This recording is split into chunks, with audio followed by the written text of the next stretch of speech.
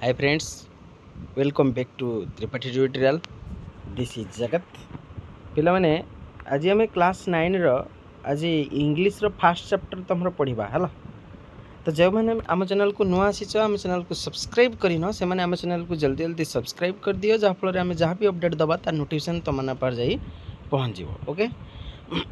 ତ ପିଲାମାନେ ଦେଖ ଆଜି ଆମର ତମର ଫାର୍ଷ୍ଟ ବିଷୟର ତମର ଦେଇଛି ଦ ପ୍ରାଇସଲେସ୍ ଗିଫ୍ଟ ନାଇଁ। ପ୍ରାଇସଲେସ୍ ମାନେ କ'ଣ ପିଲାମାନେ যেটা অমূল্য ନାଇଁ ଅର୍ଥାତ୍ ମୂଲ୍ୟ ଦେଇକି ଆମେ ସେ ଜିନିଷକୁ କଳନା କରିପାରିବା ନାହିଁ ନାଇଁ। ତମକୁ ଜଣେ ଧର ଗିଫ୍ଟ ଦେଲା ତାର ମୂଲ୍ୟ କେବେ କ'ଣ ତମେ କଳନା କରିପାରିବ? କେବେ କରିପାରିବ ନାହିଁ, କାହିଁକିନା ଦେଇଥିବା ଉପହାର ଗୁଡ଼ିକ ବହୁତ କ'ଣ ମୂଲ୍ୟବାନ ଅଟେ। ତ ଆସ ଦେଖିବା ସେଇ ବିଷୟରେ। ସେ କହୁଛି do you like to offer some gift to somebody on his or her birthday or wedding or some special occasion. କହୁଛି ତମେ କେବେ କାହାକୁ ଗିଫ୍ଟ ଦେଇଛ କି ନାଇଁ କ'ଣ କିମ୍ବା କାହାକୁ କିଛି ଗିଫ୍ଟ ଦେଇଛ କି ମାନେ କିଛି ଉପହାର କାହାକୁ କିଛି ଦେଇଛ କି ତାଙ୍କ ଜନ୍ମଦିନରେ ହେଉ କିମ୍ବା ତାଙ୍କ ୱେଡ଼ିଂ ମାନେ ବିବାହ ଘରେ ହେଉ କିମ୍ବା କିଛି ଅଲଗା କିଛି ବିଶେଷ ଘଟଣା ପାଇଁ ତମେ ତାଙ୍କୁ କିଛି ଗିଫ୍ଟ ଦେଇଛ କି ନାଇଁ। କହିଲା what sort of things would you like to give. ତମେ କେଉଁ ପ୍ରକାର ଜିନିଷ ଦେବା ପାଇଁ ପସନ୍ଦ କର ପିଲାମାନେ? କେଉଁ ପ୍ରକାର ଜିନିଷ ଦେବା ପାଇଁ ପସନ୍ଦ କର? ତ ଛୋଟ ପିଲାମାନଙ୍କୁ କଣ୍ଢେଇ ଦେବା ପାଇଁ ପସନ୍ଦ ଯେମିତି ଲାଗେ ନାଇଁ କି, ଆଉ ବଡ଼ ଲୋକଙ୍କୁ କ'ଣ ନା କୌଣସି ଗୋଟେ ଗିଫ୍ଟ କାହାକୁ ୱାଚ୍ ଦେବା ପାଇଁ ଭଲ ଲାଗେ, କାହାକୁ ଇଏ ଦେବା ପାଇଁ ଭଲ ଲାଗେ। ତ ଏଇଭଳିଆ ସବୁ ବିଭିନ୍ନ ପ୍ରକାର ସବୁ ଜିନିଷ ସବୁ ଦିଅନ୍ତି ନା ନାହିଁ। ଆଚ୍ଛା ତ ଦେଖ କିଛି କହୁଛି। କହିଲା what do you see when you enter a restaurant. କହୁଛି ତମେ ଯେତେବେଳେ କୌଣସି ଭୋଜନାଳୟକୁ ପ୍ରବେଶ କର ସେତେବେଳେ ତମେ କ'ଣ ଦେଖ ପିଲାମାନେ? ତ ଆସ ସେଇଭଳିଆ ଗୋଟେ ଗପଟେ ପଢ଼ିବା ତ ଜାଣିପାରିବା ଆମେ କ'ଣ ଅଛି ଏ ବିଷୟରେ ହେଲା। ପ୍ରାଇସଲେସ୍ ଗିଫ୍ଟ ଦେଖିବା ଆସ କ'ଣ କହୁଛି ଟେକ୍ସଟ। ସେ କହୁଛି I went to a vegetarian restaurant. ତ ପିଲାମାନେ ଏଠି ଲେଖକ ନିଜେ କ'ଣ କହୁଛନ୍ତି ନା ଆଇ ୱେଣ୍ଟ ଟୁ, ଏଇଟା ନିଜ ଯେହେତୁ ଇଣ୍ଟ୍ରୋଡକ୍ସନ୍ ନିଜକୁ ନିଜେ ଦେଉଛନ୍ତି ତ ଏଇଟା ହେଉଛି ତୁମର କିସ ଅଟୋବାୟୋଗ୍ରାଫି ନାଇଁ। ହଁ ଦେଖ ସେ କହୁଛି I went to a vegetarian restaurant. କିସ କହୁଛି ନା ମୁଁ ଗୋଟେ ନିରାମିଷ ଭୋଜନାଳୟକୁ ଯାଇଥିଲି। ଇଟ୍ ୱାଜ୍ ଲଞ୍ଚ ଟାଇମ୍, ଏଇଟା ଦ୍ୱିପହର ଖାଇବା ସମୟ ଥିଲା। There were people eating and drinking. ସେଠି କ'ଣ କରୁଥିଲେ ସେ ନିରାମିଷ ଭୋଜନାଳୟରେ ନା ଲୋକମାନେ ଖାଉଥିଲେ ଆଉ ପିଉଥିଲେ ହେଲା। ତାପରେ କହୁଛି ଦ ରେଷ୍ଟୁରାଣ୍ଟ ୱାଜ୍ ଭେରି କ୍ରାଉଡେଡ଼। ତ ସେ ରେଷ୍ଟୁରାଣ୍ଟ ବା ସେଇ ଭୋଜନାଳୟଟି ବହୁତ ଭିଡ଼ ଥିଲା ନାଇଁ। ବୋଧେ ସେଠି ଭଲ ଖାଇବା ଦିଆହେଉଛି ତେଣୁ ସେଠିକି ହେଲା ବହୁତ ଭିଡ଼ ଥିଲା ସେ ରେଷ୍ଟୁରାଣ୍ଟଟି। କହୁଛି I saw that some of the chairs and tables had been pushed into a corner। ଲେଖକ କହୁଛନ୍ତି ଯେ ମୁଁ ଦେଖିଲି କିଛି ଚେୟାର ଆଉ ଟେବୁଲ ଗୁଡ଼ିକ କ'ଣ ଅଛି ନା ଗୋଟେ କୋଣରେ ସବୁ ପଡ଼ିଛି ହେଲା। ତାପରେ କିଛି କହୁଛି ସେଠୁ କିଛି ହେଲା I choose the corner table.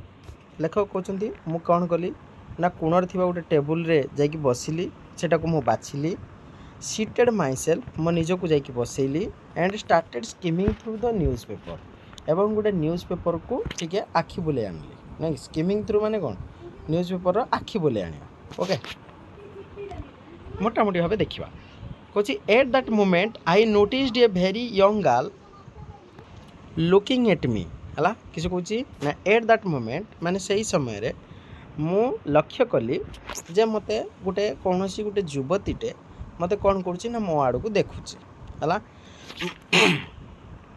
ହାର୍ ଆଇଜ୍ ୱେର୍ ଲାର୍ଜ, ତା ଆଖି ଗୁଡ଼ିକ ବହୁତ ବଡ଼ ଥିଲା। And they had a sad expression, ଏବଂ ସେଇ ଆଖି ଗୁଡ଼ିକରେ ବହୁତ ଦୁଃଖ ଭରା ଚାହାଣୀ ଗୋଟେ ଲୁଚି ରହିଥିଲା ନାଇଁ କି। ଆସ ଦେଖିବା ପୁଣି ନେକ୍ସଟ କ'ଣ କହୁଛି। As she was going out, she asked the cashier in a low voice।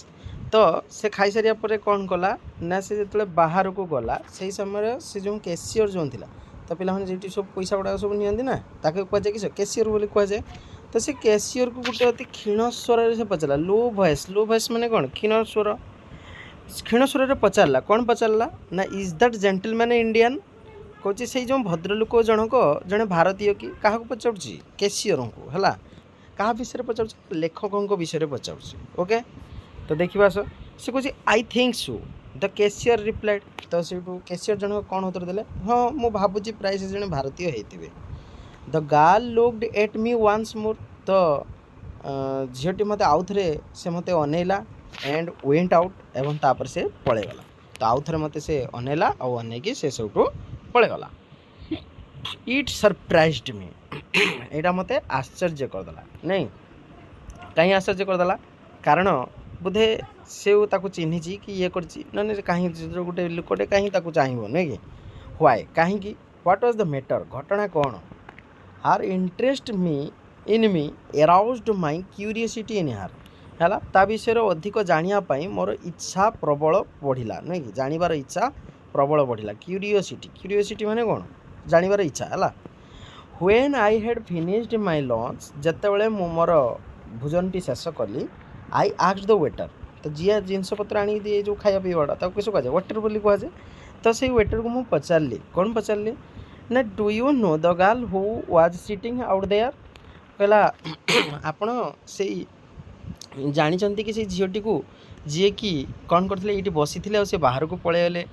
नहीं कि देखा आस पुणी कौन कहूँ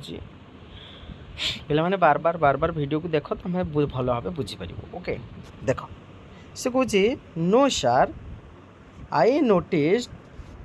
सी has lunch here on Saturday है तो से वेटर जन कौन कि सर ना सर मुझे जानी ना किंतु से एठी प्राय शनिवार दिन दीपर सब ये लंच करती आसिक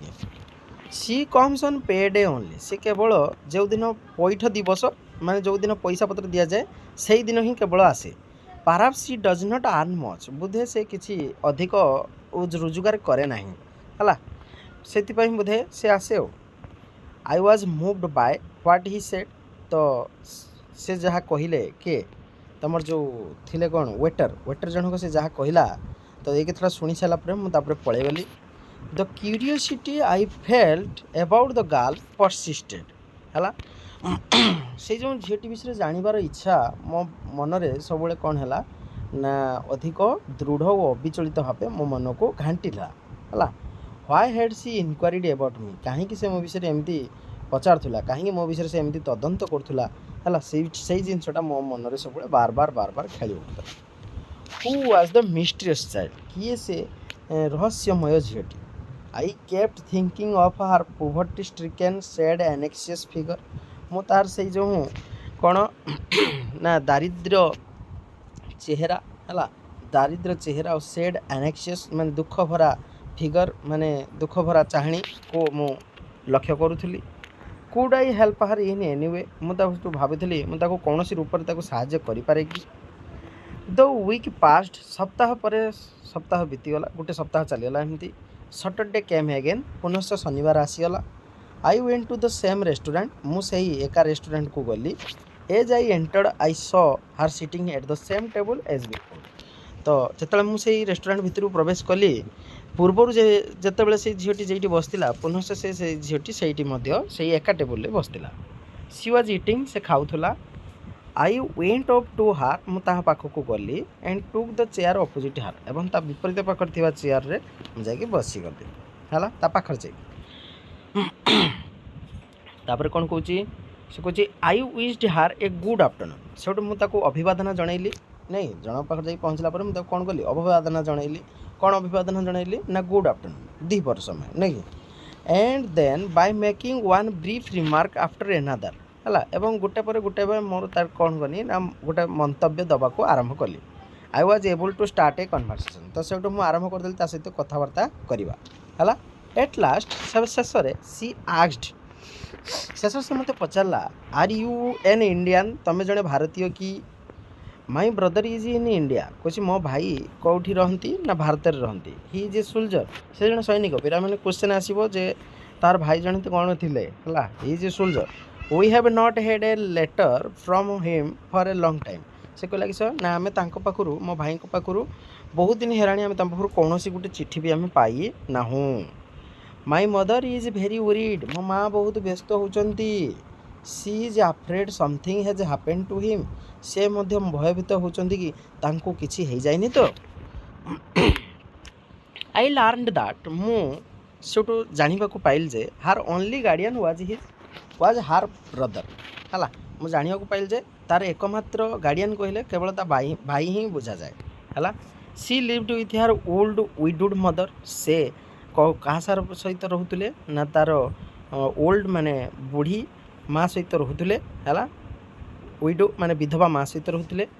मिसेस बेथी ता माँ का ना कौन ना मिसेस बेथी मन रखिब है I understood how she felt है मुझे बुझीपारी से कि से अनुभव करूँ I think she wanted me to see her mother but she did not have the courage to ask me to accompany her home है मु भावुली जे है सी बोधे चाहूँगी मुझे सहित माँ को पाखक जाए भेटे है किंतु से साहस करूना है से झीटी साहस करना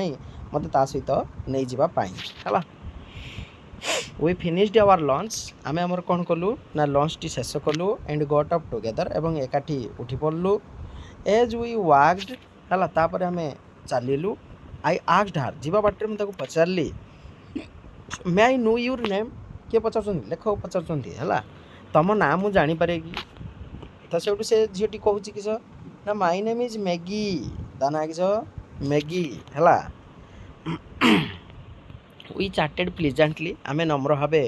बा अति खुशी आनंद भाव कथा हेलु and Son reached A bus stand एवं यही कथा कौ कौ संगे संगे जाइए आम गोटे बस स्टैंड पाखे जाइए पहुँची गलु this gave me the opportunity of asking her where she working है यहीटा मत गोटे सुजोग मिलगला जे से कौटी काम करुँची से विषय पचारिया do you usually go this way I asked मुझे पचारि हाँ मुझे कौन पचारि ना तुम कौन यही रास्ता देखिए सब बेले जाओ सी सब उत्तर देला कौन नो सी एनसर्ड से कहला ना ना मुझे एबाटे जाए ना I usually take the village bridge कहला मु सदा बेले आम गाँ पुल देकी मु सब जाए it is being repaired at that moment बर्तमान से गाँ येटा बर्तमान काम चलती नहीं से जो रास्ताटा बर्तमान काम चलती से मुझे बाटे आसती है तापर किसी कहूँ soon we approached their neighbourhood संगे संगे आम पड़ोसी घर पाखापाखि पहुँची गलु है संगे संगे आम कौटी पहुँची गलु पड़ोसी घर पाखापाखि आम पहुँची गलु we had reached a narrow doorway आम गोटे कबाट पाखे पहुँची गलु ओसारिया कबाट पाखर मैगी टुक ए थिन लेज की आउट ऑफ हर पॉकेट ता पॉकेट रू कौन कला ना गोटे चाबी काठी गोटे खोलिला है जहाँ से चाबीटा खोला जाए है एंड ओपन द डोर एवं तापर कबाटा को खोलिला सी एंटर्ड से प्रवेश कला एंड सेड एवं कहला प्लीज कम इन दयाकोरी एठा तो पिला माने से कौन कहला प्लीज कम इन कहला आसतु है से जाकि जो खोलिला कबाटा है लेज की द्वारा चाबीआट द्वारा खोलला पर से कहला कौन ना ये मो सहित आसतु हाँ देखा कौन कहला पुनश्च together we descended the stairs to the kitchen आम एकाठी कौन कलु ना ओह्लैलु डिसेंड माने कौन ओह्लैवा द स्टेयर्स माने मोहला मोहलार ओह्लैलु कहीं ना किचन रूम आड़ को गलु mother said Maggie from the doorway है mother said the Maggie from doorway तो से कबाट पाखर रहीकि मैगी कौन डाकिला मदर माने माँ डाकिला an Indian gentleman has come to see you कहला जे तम आपण को जड़े इंडियन जेंटलमैन माने जड़े भारतीय भद्रलोक आपण को देखा करने को आसछंती where is he the old woman asked eagerly अति आग्रहर सहित से स्त्री लोक जन को पचारे है कार ये जो मैगीरता माँ है मैगीरता माँ पचारे से कौठारे रहती कौटी अच्छा बर्तमान से कौटे से डाक ताको with a smile I stepped into the kitchen गोटे हसमुख रहीकि मु कौन कली ना किचन रूम आड़ गली बिहाइंड मैगी मैगी पछे पछे सी इंट्रोड्यूस्ड अस से आम सहित परिचय करदे हाउ डू यू डू तुम्हें कौन कर I said and held out my hand है मु कहली एवं तांको हाथ धरी पकेली है excuse me my hands are covered with flour है किए कहला ता माँ कहला जे क्षमा कर जे मो हाथ गुड़िक अटा द्वारा परिपूर्ण है फ्लोर द्वारा आई एम मेकिंग केक्स मु केक तैयारी करुँची है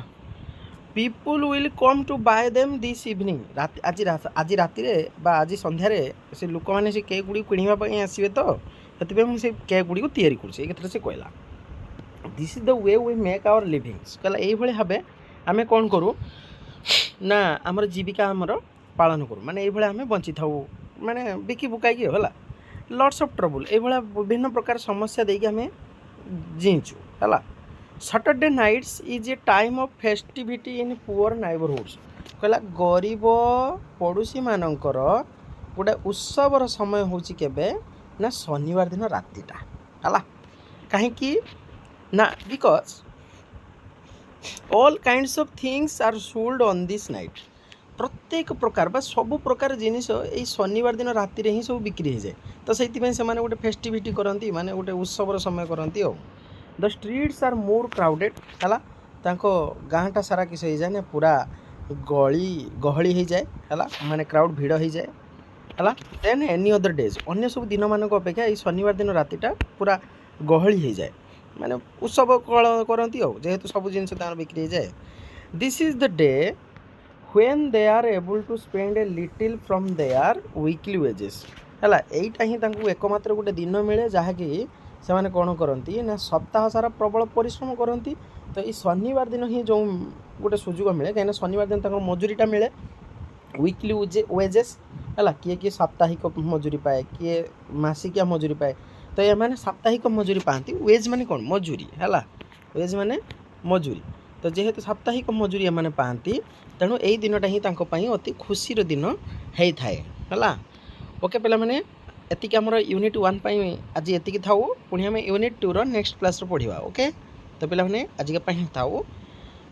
जो मैंने नुआ जोड़ी होच से सब्सक्राइब कर दियो जहाँफल आम जहाँ भी अपडेट दबा तुम पाखर जा पहुँच पे मैंने केमी लगे कमेंट कर ओके।